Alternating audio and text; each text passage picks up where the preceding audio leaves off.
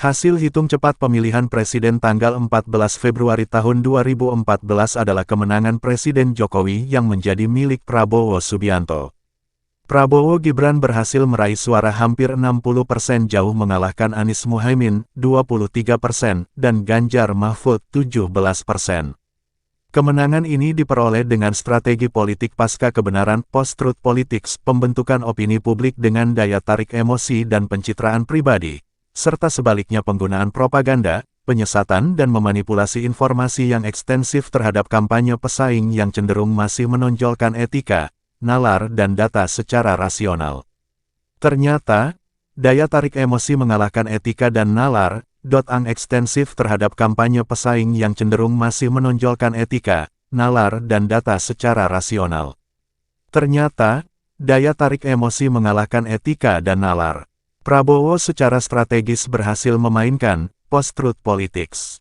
Kendati Presiden Jokowi menjadi tokoh penting yang meraih kemenangan ini, namun Prabowo lah pemenang sesungguhnya yang menjadi pemilik kekuasaan kemenangan tersebut, yang akan menggenggam kekuasaan dengan hak prerogatifnya sebagai presiden, kepala negara dan kepala pemerintahan.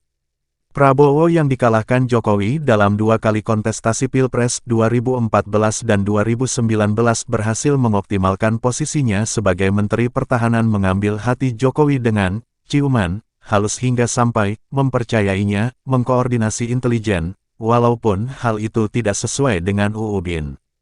Prabowo dengan cerdas secara emosional berhasil meyakinkan emosi Jokowi bahwa dialah penerus terbaik legasi Jokowi. Mengalahkan Ganjar Pranowo yang satu partai dengan Jokowi sendiri.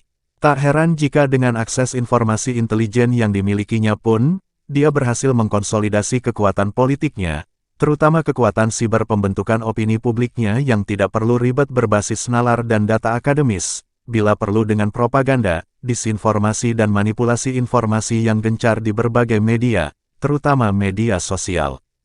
Ketika Jokowi melalui adik iparnya di Mahkamah Konstitusi mengubah UU yang meloloskan Gibran sebagai cawapres pendamping Prabowo, para ahli hukum tata negara, para profesor, akademisi, pemuka agama, civil society, politisi dan kalangan profesional serta beberapa media mengkritisinya dengan sebutan Nepo Baby, bayi nepotisme, dan atau anak haram konstitusi, Mahkamah Keluarga yang cacat etik. Mereka mengkonternya dengan kalimat, Indonesia adalah negara hukum, bukan negara etika, sebagaimana diviralkan para pendukungnya. Konter tanpa nalar akademis. Kendati ribuan guru besar dari hampir seratusan universitas, pemuka agama, civil society, dan para profesional mengkritisinya dengan nalar ilmiah dan etika moral, mereka mengkonternya dengan enteng menuduhnya sebagai partisan. Dan, kendati pihak kontestan pesaing dan civil society menstigma Jokowi dan Gibran sedang membangun kekuasaan nepotisme dengan sebutan Nepo Baby dan atau anak haram konstitusi, Mahkamah Keluarganya yang cacat etik, di samping memblow up cacat Prabowo Subianto sebagai seorang pelanggar HAM dan penculik yang dipecat dari militer, mereka juga mengkonter dengan enteng, menyebutnya sebagai hoaks, kampanye hitam dari orang-orang jahat, dan pura-pura diserukan, tidak usah dibalas. Padahal, pernyataan itu sendirilah balasannya. Tak penting seberapa kuat alasan nalar dan faktanya. Lalu, Prabowo dan pendukungnya menari gemoy dan mengkampanyekan program populis, makan siang gratis yang tampaknya berhasil menggugah emosi rakyat kebanyakan, serta dibantu secara terselubung oleh Presiden Jokowi dan beberapa menteri membagi-bagi sembako dan BLT, yang dijamin akan dilanjutkan Prabowo Gibran. Bukan sekadar janji, seperti paslon lainnya.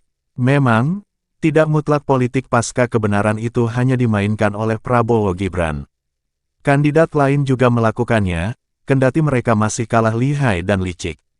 Mereka masih berusaha memberi alasan nalar dan data, yang ternyata tampaknya tidak begitu penting dalam mempengaruhi opini publik.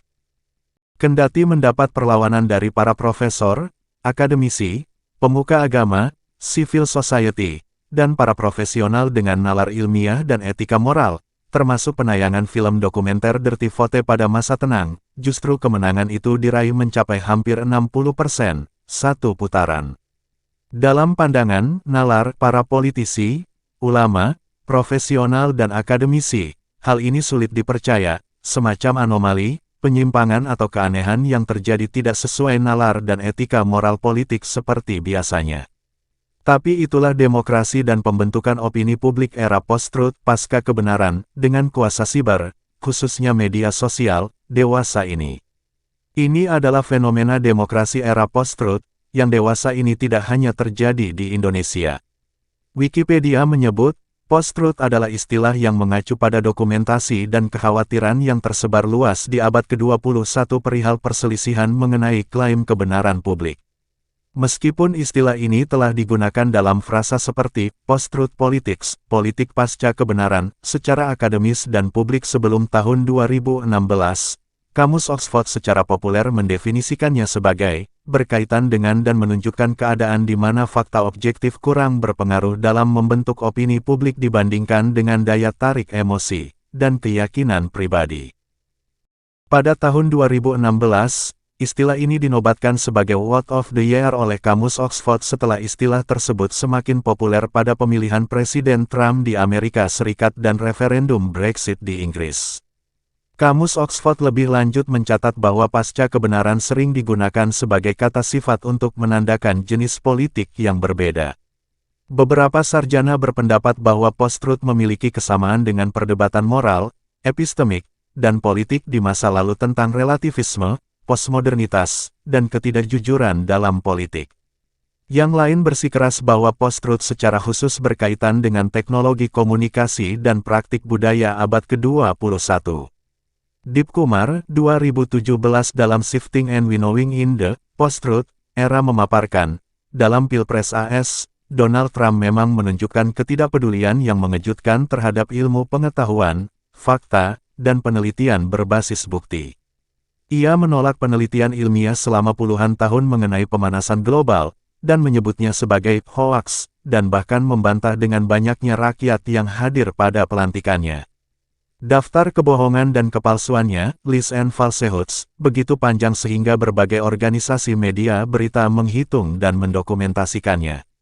The New York Times menulis bahwa mereka telah mencatat setidaknya satu klaim palsu atau menyesatkan setiap hari dalam 91 dari 99 hari pertamanya. Times menulis bahwa mereka telah mencatat setidaknya satu klaim palsu atau menyesatkan setiap hari dalam 91 dari 99 hari pertamanya.